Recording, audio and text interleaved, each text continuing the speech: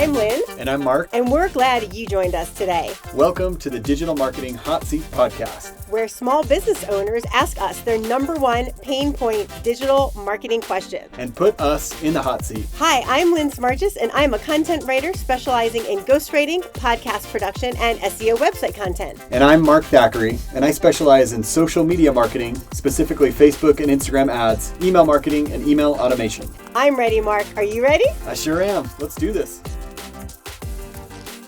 Hey, small business owners. We are so glad you joined us again for another episode of the Digital Marketing Hot Seat Podcast. And we are on our last two episodes of this season, which is going to end at April 26th. So definitely, if you have just joined us, definitely go back and listen to some of our other really great interviews and so episodes that we have on our podcast. You're going to find out lots of really great information. And you're also going to find small business owners putting Mark and me in the hot seat when we answer their digital marketing questions. So before we jump into today's episode, Mark, how's your digital marketing and what client work has your attention right now?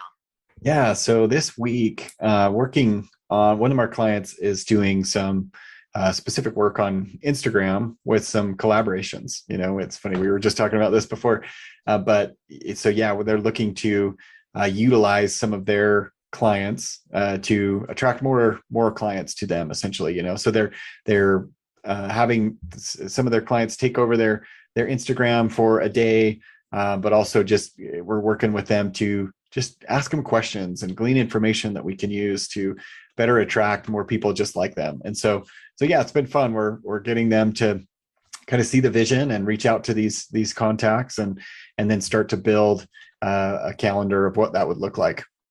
So Awesome. It's been fun. Yeah, it's been fun. But Lynn, what about you? What's going on in your world?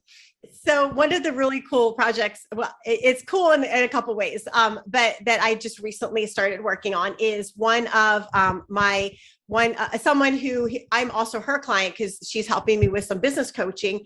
She had purchased this whole content package, and but when she jumped into it and really started looking at the content, there's no SEO keyword headings. There's no SEO keyword subheadings. It's written really poorly. And it's like this one article has like 1 to 30 numbered on it. And so nobody's really going to read that. So she's hired me to go in and take that content and rework it so that A, it has like SEO keyword headings and subheadings, and B, it is in her voice and style. Because right now it's very kind of, I call it hard content.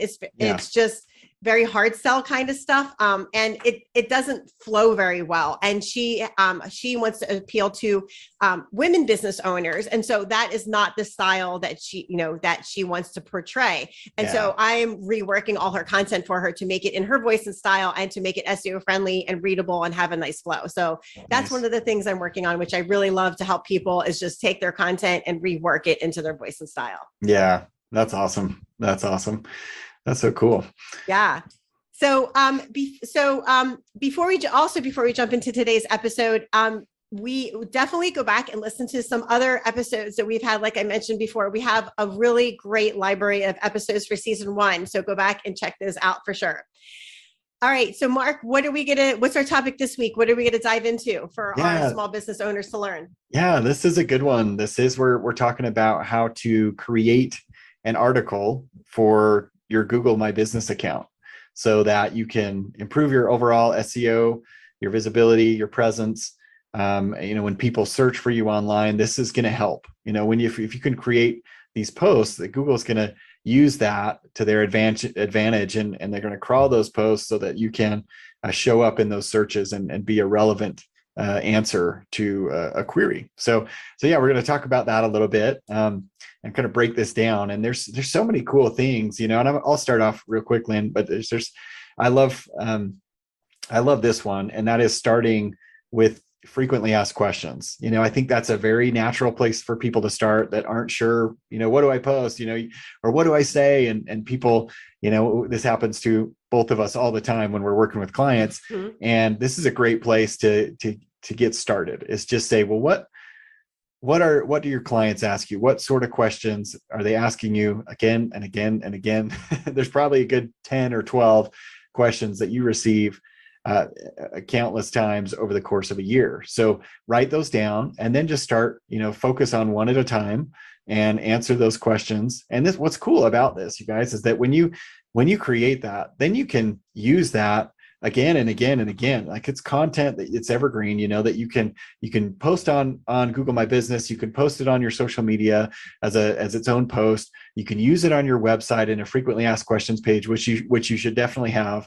And also you can use it. You can make a video out of it. I mean, there's so many uses. You can use it in email conversation, or just to help people, avoid unnecessary communication with your business, by including an email that has all these frequently asked questions and answers to those questions. So this is one of my favorites because it's comfortable. The answers to this, you've said them a million times, and don't get one recommendation is don't try and make it too flowery. Just say what you would normally say. If you want to record yourself and just do it, an audio version and then transcribe it. Sometimes people find that easier and it comes out very, very natural. So that's the one I would start with.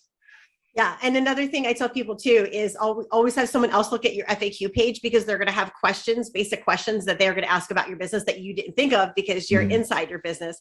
And I also wanted to mention before I go on with our next point is that if you haven't listened, if you don't know how to set up a Google My Business account, go back and listen to the episode 27, which is the one right before this, because we talk about how to set up, because you need a Google My Business account to post Google My Business account articles. Another thing you want to do is find stock graphics or graphics like pictures that you've taken of your business or your team to utilize, because as we all know, pictures are worth 1,000 words, and people are going to look at that picture and then read what's underneath it. So videos of your team members or videos of your products or services that you offer or carry are always really great things to put on your article. Of course, they want to relate to your article. So if you're highlighting like a team member of the month, put a video of them doing a product, like doing a service, or, showing them creating a product, and then write about them in that article. That's a great article, as well as your frequently asked questions. But make sure that whatever video or graphic you're posting, even if it's a stock graphics are fine, but it just has to relate to your article that you are writing about on your Google My Business. So some options you can do with Google My Business when you go into it, and we're going to talk about how, like, your step-by-step process after the break, is that you can list your COVID-19 updates. You can list an offer, you can list what's new, or an event, or a product on your Google My Business. Now, one of the things I do want to tell you is, as I was looking up questions on this on Google search to see what other people were asking, someone had asked, how long does Google My Business leave your article up? And somebody said a week, and that is absolutely not true. I have had every post that I've had up has stayed up as long as I've, had my business, which is 4 years. So I have not seen them take any of my articles down. I may be missing something, but I definitely know posts have been on there longer than a week. So when you post it, it's good because it stays in the Google system for a long time, increasing your SEO as more people see that and click on it and are drawn to your website. Yeah, one thing I'll add to, just going back to your comment about pictures and photos and graphics and things like that, don't stress too much about, getting, I mean, if you want to hire a professional photographer to come take pictures, that's awesome. Like, totally do that.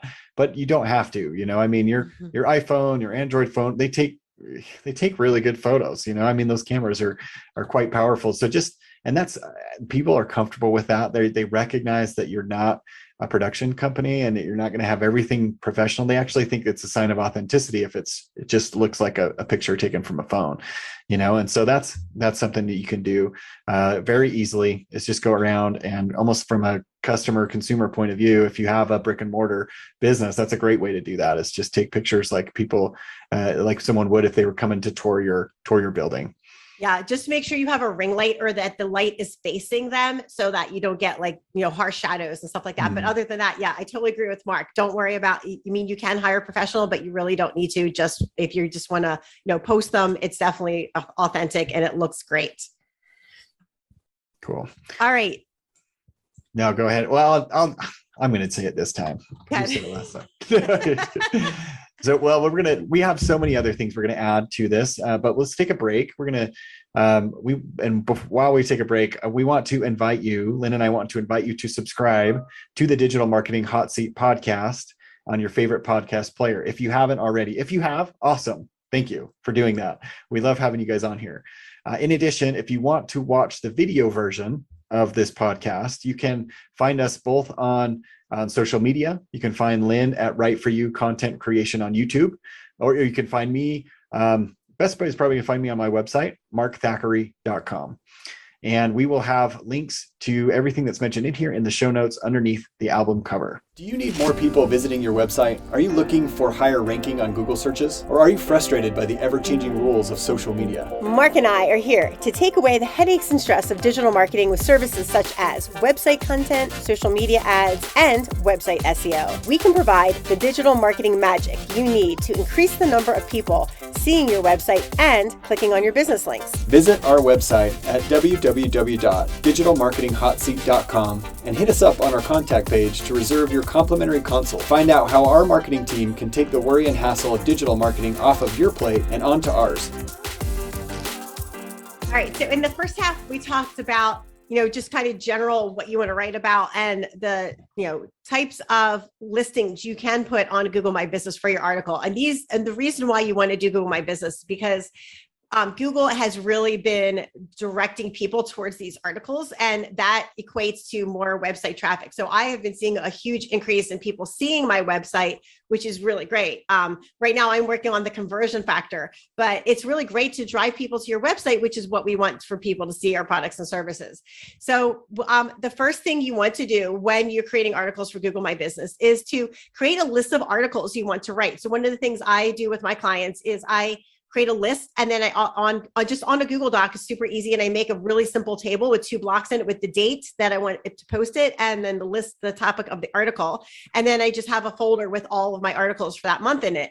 And so it's really easy for my VA to go in and pull that out and just post those because I write all the content.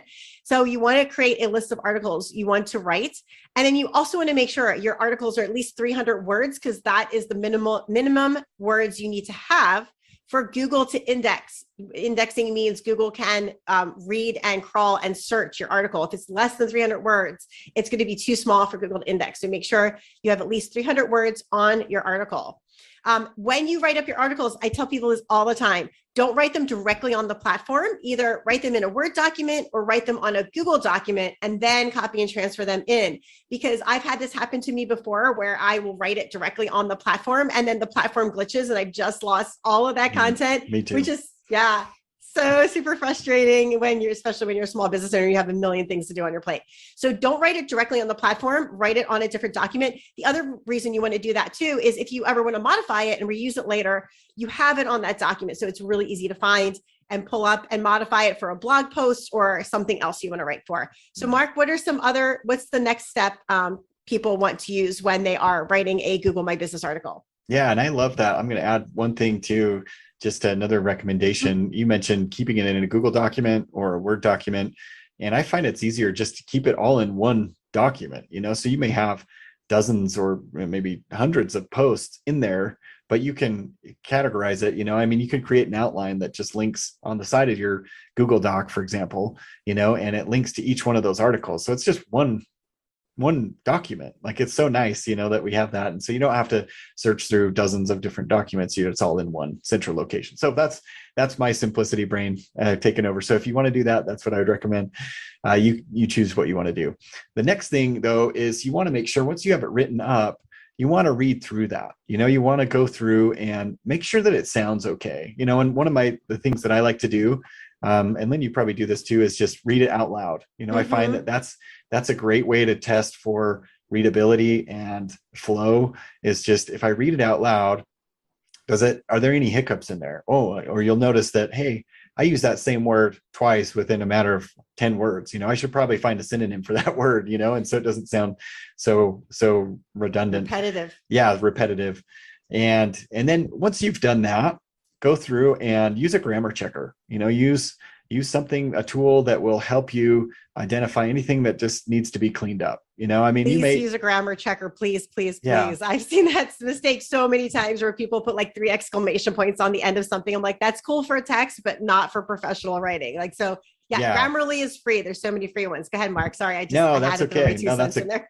That's a great recommendation. You want to write for the platform. It's exclamation points are great on social media. And that's kosher there. But yeah, when you're writing on your website and things like that. I mean, it just looks, it's not the right place to do that. So yeah, use a tool, find a tool that works for you, but make sure you use that just so you're getting an extra quote unquote set of eyes, automated eyes in this case, but just to make sure everything's clean and streamlined.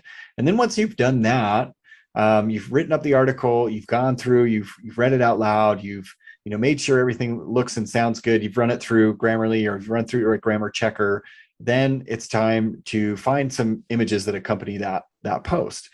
So if at all possible, take your own photos. And again, it doesn't need to be professional if that's not in the budget or anything like that. But those tend to do much better than a stock photo if you can. But there's plenty of stock photos out there if you don't have those. If you don't have the ability or means to take some photos of your own, then use a stock photo. That's fine. I'm just saying, from my experience, I've seen that they are a lot more engaging when they are your own photos, even if it's just from a phone. So once you've got that, you've got your article, you've now got an image to go with it, then you're ready to post. So I'll turn. What's next, Lynn? What would you do at this point? So I just wanted to add one more thing to what you had built on what you just mentioned, Mark, is that for your stock photos, one of the great free things that a lot of creators use is called Canva. So if you don't have Canva, you can upload your pictures on there, but you can also use a lot of their free stuff. And the account is free. There's lots of options for the free account where you can design your post to make it really, really nice if you want to do that. So that's a really great way. And it's definitely in your budget because it's free. So Canva is an awesome tool.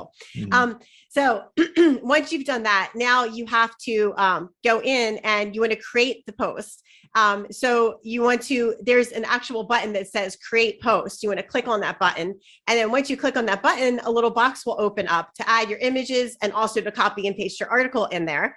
And then once you copy and paste your article, there is underneath that, there is a button that you can add to your article, which I would highly recommend using because this is going to be a great call to action or direct people to like whatever you want to direct them to. So your article buttons your choices are book, order online, buy, learn more, sign up, or call now. So depending on where you want to direct your person, you can very intentionally direct them towards a specific action using those buttons, which I find are really, really great. Then there is a preview button. Always, always, always preview your article because sometimes you preview it and you're like, oh, wait, that doesn't look right. Or maybe this graphic doesn't work. So you want to always preview your article to make sure it looks good. And then you can hit publish. You can also schedule your Google My Business listings, which is really great because then you can batch them out and schedule them all at once. The scheduler I use is called heropost.io. So if you go on heropost.io, you can actually schedule your Google My Business posting. And there's also other schedulers that you can schedule your posting through. But I like that one because not only can I schedule my Google My Business, but I can schedule all my other social through heropost.io, which I absolutely love that convenience factor. So Mark, anything else you have to add to that? Yeah, there's a few things too that, most of the time you're not going to run into any issues with content that you're posting onto Google My Business. There have been times, I've had clients that have had a post that was rejected, and sometimes it's because of content. Sometimes it could be simple things.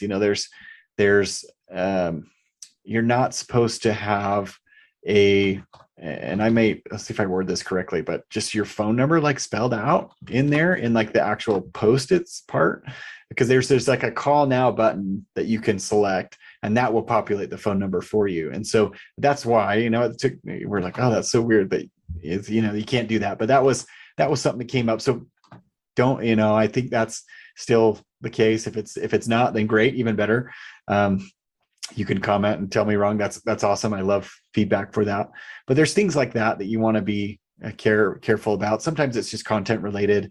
It could be something in the medical field or health related where it's those things aren't, as open, Google's not as open to posting that stuff because that's where it came about. Actually, it was for a client that's a dentist and it kept getting rejected for different things. And it was just because it was medical information, nothing personal, but just medical information in general. So there are a few things that you might notice in there, but for the most part, you should be okay as long as you're not doing things that, like alcohol or guns or tobacco or gambling or, financial services are heavily regulated too. So other than that, you should be good to go. Yeah, no, sounds good. Those are all, I didn't even know about that. That's great. That's a great tip because I have never done that, but you can also edit your posts. So if you do find that it's not publishable, you can always edit it, go back and edit your pictures, edit your content. All right, my friends. And remember to reach out to us if you have any questions about digital marketing. And if you're watching this on YouTube, please leave a comment on what you'd like us to see, what you'd like to see us do on another episode of the Digital Marketing Hot Seat Podcast. We'd love to do that for you, and we'll give you a shout out on our episode as well. Reach out to us if you have any questions by visiting our website, www.digitalmarketinghotseat.com. While you're there, grab a free copy of our new ebook to help you with your small business digital marketing. We're so glad you joined us on today's episode. Tune in each week for a new digital marketing hot seat question from a small business owner just like you. And if you're interested in being a guest on our podcast, go to digitalmarketinghotseat.com and fill out our interview form. And remember, make sure to like and subscribe to the Digital Marketing Hot Seat Podcast on your favorite podcast player.